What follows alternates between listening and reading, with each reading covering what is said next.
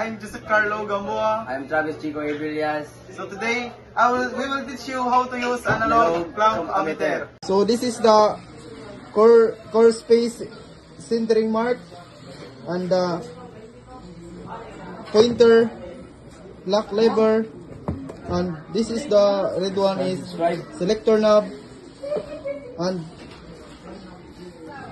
this one is, this line is pointer, and this is scale dial. Let me show you how to use analog clamp ammeter. This is the Analog clamp ammeter. Unlock this. So this is the rating.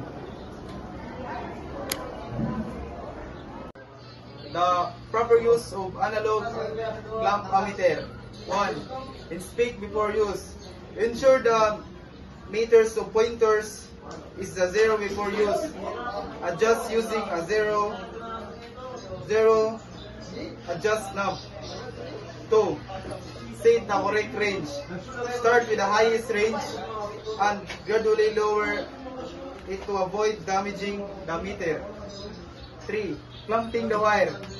Clamp the meter or any around one conductor at a time. 4. Reading the measurements. Clamp holds the meter steady without moving while taking the reading.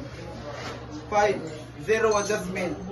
Before measuring DC current, adjust the needles to 0.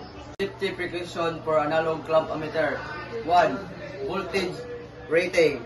Ensure the clamp meter's voltage rating is higher than circuit voltage. 2.